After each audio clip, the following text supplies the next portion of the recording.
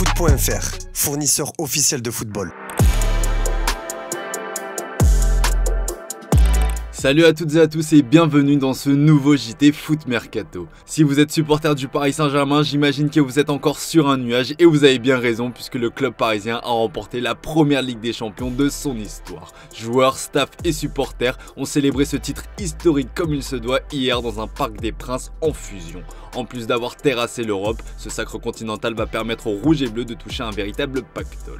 Grâce à sa victoire face à l'Inter et son parcours en Ligue des Champions, Paris est assuré de toucher au moins 90 millions d'euros. Un jackpot qui grimpera en y ajoutant les revenus générés par les droits télé plus le marketing. Cependant, cette victoire en C1 va aussi obliger les champions d'Europe à sortir leur chéquier. Comme il est de coutume dans certains dossiers du mercato, il existe des bonus liés en cas de sacre en Ligue des Champions. Bon, il n'est pas simple d'avoir tous les détails pour chaque recrue parisienne, mais les médias ont permis d'établir que le PSG est assuré de devoir payer au moins 21 millions d'euros en guise de bonus. Ouest France nous explique par exemple que le Stade Rennais va toucher 10 millions d'euros supplémentaires pour le transfert de Désiré Doué. Au Portugal, Ojogo nous apprend que Benfica s'est également réjoui de l'humiliation subie par l'Inter, puisque dans le cas du transfert de João Neves, le club portugais va toucher 6 millions d'euros supplémentaires. Benfica pourra en toucher 4 de plus en fonction des performances du milieu de terrain portugais la saison prochaine. Enfin, l'Eintracht Francfort va recevoir 5 millions d'euros de la part du PSG selon Sky Germany. 2,5 millions d'euros proviennent du bonus lié au transfert de Willian Pacho, tandis que les 2,5 millions d'euros restants sont liés à celui de Randal Kolo Muani. Et oui, l'attaquant a beau être prêté à la Juventus, il a quand même participé à 4 matchs de C1 cette saison au PSG. La rançon de la gloire comme on dit, mais on imagine que le club parisien versera ses différents chèques avec joie au vu du bonheur procuré par ce sacre. Comme on vous l'a expliqué dans la revue de presse de ce matin, le PSG va désormais préparer l'avenir. Certains joueurs sont poussés vers la sortie, d'autres comme Gianluigi Donnarumma sont dans le flou. Acteur majeur du sacre parisien, l'Italien n'est pas encore totalement assuré de continuer sa carrière à Paris en raison de désaccords sur le plan financier. Arrivé libre en 2021 avec un salaire évolutif au fil des saisons et estimé actuellement à environ 10 millions d'euros par an, Donnarumma se voit désormais proposer un salaire éloigné de ce qu'il touche actuellement. Un point de blocage important même si le clan du gardien se veut confiant. Les différentes parties discutent mais en cas de départ, Donnarumma aura clairement l'embarras du choix. Ciblé par de nombreux cadors européens comme Manchester City, le Bayern Munich et le Real Madrid, le gardien de 26 ans a une belle cote de popularité sur le marché. Donnarumma de son côté n'a pas hésité à laisser planer le doute sur son futur, ce qui pourrait s'apparenter à un ultime coup de pression mis sur la direction parisienne.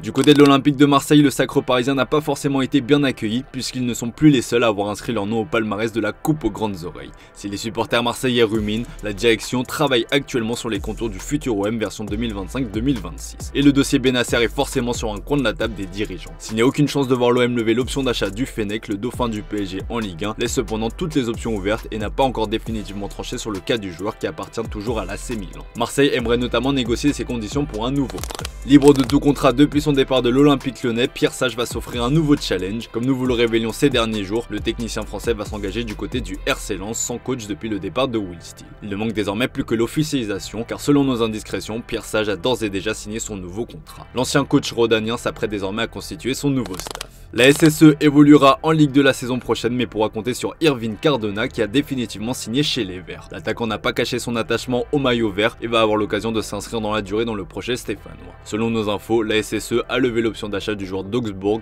qui s'est engagé 3 saisons avec le club coaché par Eric Handmann. Le montant de l'opération s'élève à 2,5 millions d'euros. À quelques jours de la demi-finale de Ligue des Nations face à l'Espagne, Ryan Cherki s'est présenté pour la première fois en conférence de presse sous le maillot bleu. Le joueur de l'OL a été questionné sur son avenir à l'heure où des rumeurs l'annoncent dans le viseur de Manchester City comme on vous l'a révélé. Toutes les pistes sont crédibles mais vous connaissez ma réponse, il y a 2 matchs importants avec l'équipe de France. Je suis concentré là-dessus et je me poserai la question au bon moment. Cela ne pollue pas mon stage, je suis là pour profiter, jouer au football. Je suis impatient d'être sur le terrain et de jouer, je ne regarde pas ce qui se passe ailleurs, a-t-il lâché. À l'occasion d'un entretien accordé au journal L'Équipe, le joueur de 21 ans a assuré qu'il sera le seul décideur de son avenir.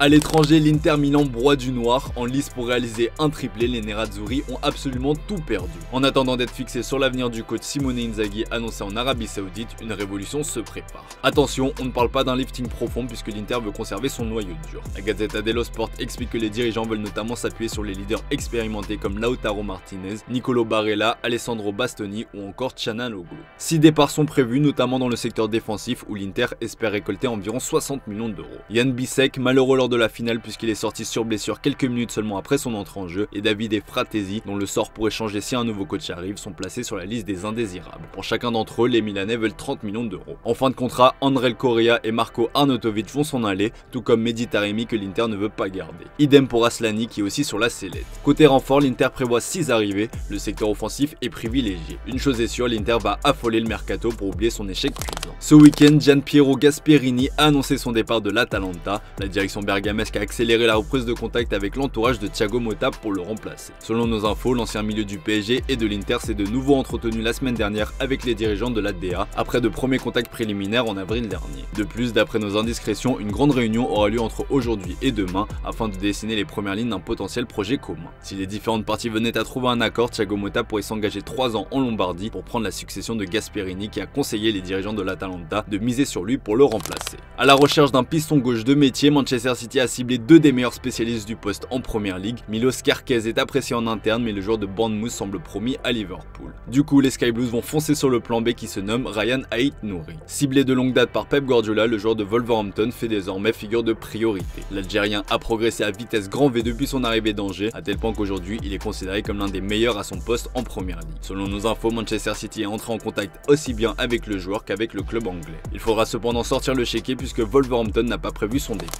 Au Real Madrid, Xabi Alonso commence à faire ses premiers choix forts en vue de la Coupe du Monde des clubs. Selon Marca, il pourrait faire une croix sur son 3-4-2-1, système qui a pourtant bien marché pour lui à Leverkusen. Il ne serait pas convaincu d'avoir les joueurs nécessaires pour évoluer dans cette formation. Il pourrait donc continuer de miser sur le 4-3-3 traditionnel du Real Madrid, mais à condition que ses éléments offensifs fassent le boulot. Le nouvel entraîneur exigera aux stars de l'équipe qu'elles se donnent défensivement, ce qui n'a clairement pas été le cas cette saison. Mbappé et Vinicius Junior ont par exemple été les attaquants titulaires qui ont parcouru le moins de kilomètres en Ligue des Champions, signe que le repli défensif n'a pas toujours été bien fait. Pour Xabi Alonso, hors de question de revoir de telles choses cette saison. Reste à savoir s'il réussira à faire pareil que Luis Enrique au Paris Saint-Germain. Côté mercato, le Real Madrid veut jouer un mauvais tour au Barça. Alors que le club catalan est en discussion pour recruter Juan Garcia, le Real Madrid se serait aussi positionné sur le gardien de l'Espagnol selon AS. La publication espagnole explique que les merengues sont aussi séduits par son profil.